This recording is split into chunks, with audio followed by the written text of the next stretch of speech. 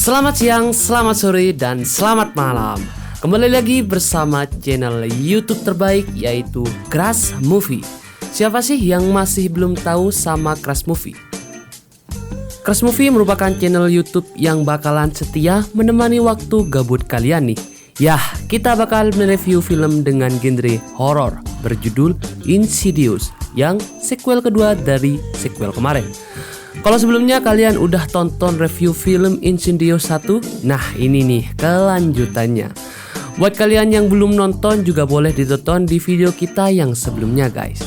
Film Insidious ini mengangkat cerita tentang seorang paranormal bernama Alice yang memiliki kemampuan untuk berhubungan dengan makhluk tak kasat mata. Nah, di sini ada gadis bernama Queen yang ingin mengobrol dengan ibunya yang sudah meninggal. Tapi yang datang malah makhluk jahat lain, hah? Penasaran kan gimana kelanjutan filmnya? Yuk bantu subscribe dulu channel YouTube Crush Movie dan jangan lupa untuk like, komen, dan share juga guys. Oke, mari kita mulai filmnya. Dan inilah film Insidious.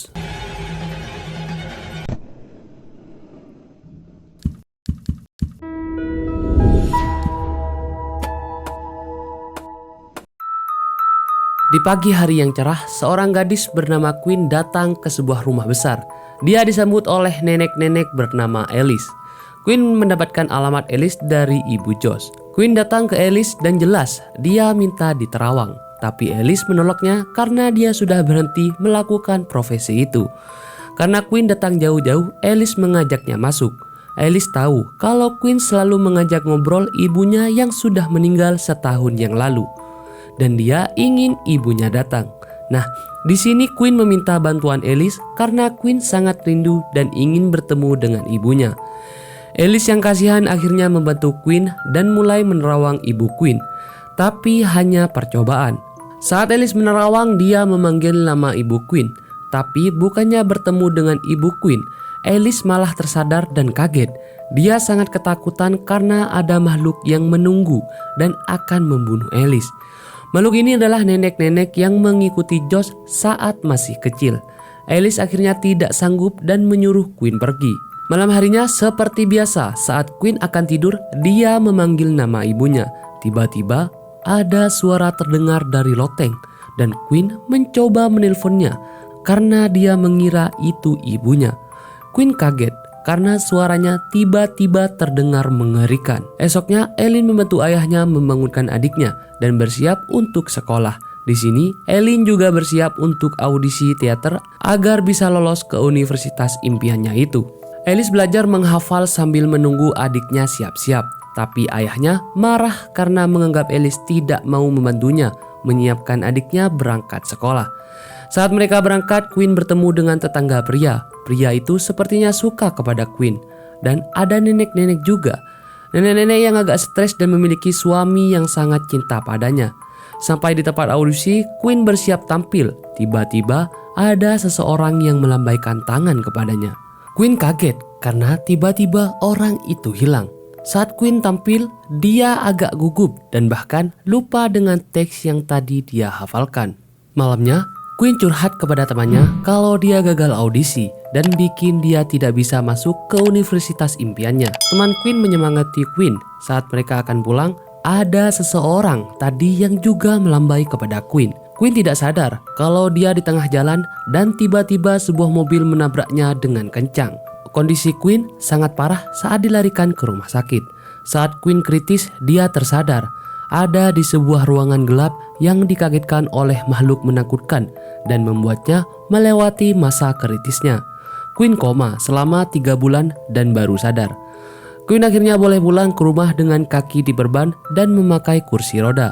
Saat Queen bertemu tetangganya yang agak stres itu, dia tiba-tiba bilang ada seseorang yang sudah meninggal di atas loteng dan berdiam di kamar Queen. Queen kaget dan menghiraukannya. Queen disambut oleh sahabatnya dan tetangga prianya. Tapi pada saat itu Queen seperti tertarik melihat kamarnya yang kosong dan gelap. Queen diantar masuk ke dalam kamarnya untuk beristirahat.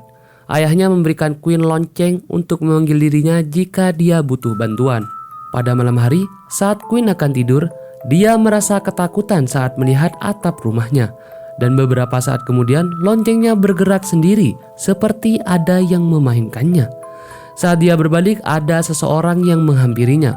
Untung ayahnya datang dan makhluk itu pergi. Di rumahnya, Alice setiap malam selalu memeluk pakaian hangat almarhum suaminya untuk menemaninya tidur. Alice sangat cinta kepada almarhum suaminya. Alice dikagetkan dengan suara mengerikan dan dia mengambil bukunya dan tiba-tiba menulis nama Quinn. Alice bersedih dan kaget. Esok malamnya di kamar Quinn, dia mengetok dinding rumahnya yang di sebelah itu adalah rumah tetangga prianya itu. Ada yang membelas ketukan Alice, tapi saat ditanya ternyata tetangga prianya itu tidak ada di rumah. Quinn kaget dan ketakutan karena berarti siapa yang membalas ketukannya tadi. Quinn mulai merasa takut dan memilih untuk tidur. Saat dia memejamkan mata, ada tangan yang ingin mengambilnya dan Quinn berteriak. Ayahnya kaget dan mengecek loteng rumahnya. Di atas loteng benar ternyata ada jejak langkah manusia dengan bekas darah. Hari berganti, ayah Quinn seperti biasa bangun pagi untuk menyiapkan sarapan. Quinn menjelaskan apa yang terjadi tadi malam, tapi ayahnya menganggap itu omong kosong. Quinn cerita kalau dia sempat pergi ke rumah paranormal untuk memanggil ibunya. Di rumah Alice, kini Alice membuka lagi ruangan penerawangannya. Kini dia akhirnya mau membantu Quinn karena Quinn sekarang menjadi sasaran. Alice masuk ke ruangannya dan melakukan penerawangan. Saat Alice menerawang, dia tersadar seperti ada seseorang. Lagi-lagi ada jejak kaki dengan bekas darah dan Alice mengikuti jejaknya dan sampai ujung. Dan akhirnya ternyata benar ada roh jahat yang siap menerjang Alice. Alice kabur dan tidak jadi membantu Quinn. Siang hari di kamar Quinn sedang video call dengan temannya. Atap Quinn tiba-tiba retak seperti ada seseorang. Ternyata saat video call, teman Quinn melihatnya sedang bersama tetangga prianya. Padahal waktu itu Quinn lagi sendirian guys. Quinn kaget melihat ada orang berdiri di jendelanya dan menghampiri Quinn. Tapi tiba-tiba dia hilang dan malah menjatuhkan Quinn dari kasurnya. Quinn berteriak dan meringik kesakitan. Lampu kamarnya mati dan makhluk itu seperti akan menyergap Quinn. Quinn berteriak dan ayahnya menghampirinya. Kini Quinn dipasangkan alat penyangga leher karena lehernya patah. Quinn malam ini tidur di sofa tengah karena takut tidur di kamarnya. Saat ayahnya keluar, dia mendapatkan kabar kalau tetangganya yang stres itu meninggal dunia. Suaminya itu sangat bersedih kehilangan istrinya itu. Tengah malam saat Quinn tertidur, lagi-lagi dinding rumahnya itu retak. Quinn ketakutan menutup mukanya dengan selimut. Tapi setelah dibuka, dia malah ada di tempat lain. Quinn kaget dan ketakutan kenapa dia bisa ada di lantai atas. Quinn bergegas menaiki lift, tapi ada seseorang yang menaiki kursi rodanya. Semakin lama Quinn berteriak dan pria itu menjatuhkan Quinn lagi. Wanita tanpa telapak tangan dan kaki beserta tanpa wajah pun menghampiri Quinn dan Quinn berteriak kencang. Ayahnya terbangun dan menghampiri Quinn. Ternyata Quinn ada di atas loteng kamarnya. Ayahnya kaget kenapa Quinn ada di atas sana dan mengecek lagi ada jejak kaki mengarah ke jendela dan kaca jendela pecah. Saat dilihat, makhluk itu tiba-tiba menarik tangan Quinn dan Quinn hampir terjatuh dari jendela. Di pagi hari di teras rumah Alice, ayah Quinn datang dan dia menceritakan kejadian apa yang menimpa anaknya.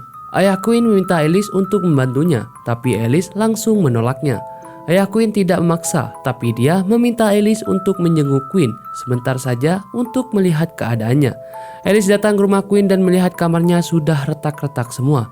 Alice mengecek keadaan Quinn dan menyemangati Quinn karena dia akan segera sembuh. Alice juga bilang kalau Quinn juga pernah pergi ke tempat roh jahat. Alice bilang kalau saat Quinn memanggil arwah ibunya, ada makhluk jahat yang ikut terpanggil dan tertarik kepada Quinn. Malamnya Alice mau membantu nerawang Quinn, dan saat dia berhasil keluar dari tubuhnya, Alice berjalan ke sebuah lorong menggunakan lampu penerangan. Dia berjalan terus dan dia bertemu dengan wanita yang menangis kehujanan, dan Alice menanyakan makhluk itu kepada wanita itu. Wanita itu tidak tahu dan Alice terus berjalan. Alice juga bertemu dengan banyak makhluk aneh. Alice masuk ke pintu merah dan naik lift. Alice masuk ke dalam rumah besar. Tiba-tiba dia bertemu dengan sosok nenek-nenek yang mencoba membunuhnya di tengah kegelapan. Alice berusaha menyelamatkan diri dari makhluk yang mencekik dirinya. Lama-lama, Alice kuat dan tersadar. Kini Alice menyerah dan tidak bisa menolong Queen. Adik Queen akhirnya memanggil orang terkenal sebagai pemburu hantu. Mereka memasang kamera pada kepala Queen agar mereka bisa merekam apa saja yang Queen lihat. Alice bertemu dengan Carl, yaitu partnernya. Dia menceritakan kejadian. Carl bilang kalau Alice jangan berhenti membantu orang karena banyak orang yang membutuhkan bantuan Alice. Carl mengeluarkan Alice dan menyuruh Alice membantu Queen. Pada malam harinya, mereka begadang bersama dengan ayah Queen juga. Tiba-tiba, Queen terbangun dan kameranya berjalan. Ayahnya bilang kalau Queen tidak mungkin bisa berjalan karena kakinya patah. Mereka mengikuti kemana kamera itu pergi. Saat dicek ke kamar Queen dan terus mengikuti kamera itu, ternyata kameranya ada di dalam lemari, guys. Mereka perlahan mengecek lemari, tetapi apa yang ada di dalam lemarinya hanya kamera saja. Tiba-tiba Queen yang kerasukan menyerang mereka dari belakang dan memukul mereka semua. Queen juga mementingkan kakinya yang patah itu kepada kasur dan melepaskan pengaman lehernya. Queen mengambil cutter dan berjalan dengan kakinya yang patah itu. Queen mencoba menggorok lehernya, tapi untung ayahnya menghadangnya. Semuanya menahan Queen dan mengikat Queen dengan tali. Alice datang dan kini dia mau berusaha membantu Queen.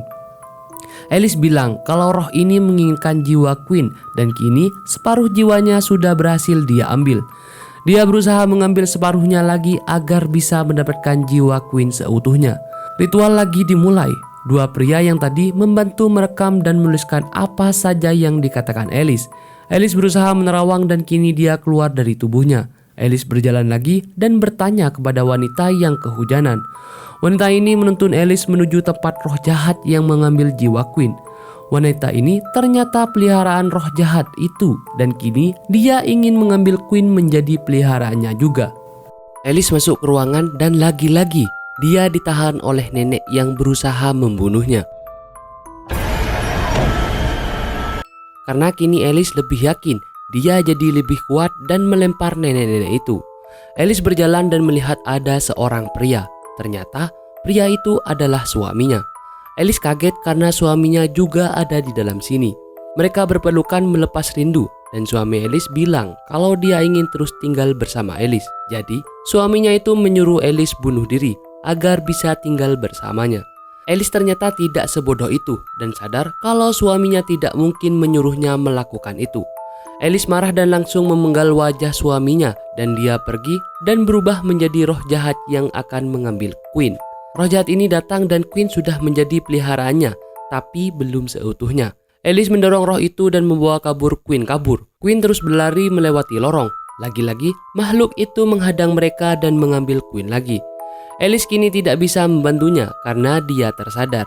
Semua memegang tangan Queen dan memanggil Queen agar dia tersadar dan kembali ke dunia nyata. Ayahnya terus berusaha memanggil Queen, tapi Queen ternyata mulai nyaman dengan makhluk itu. Alice melihat buku harian Queen dan menemukan surat dari ibunya. Alice membaca surat itu dan memanggil arwah ibu Queen untuk membantunya.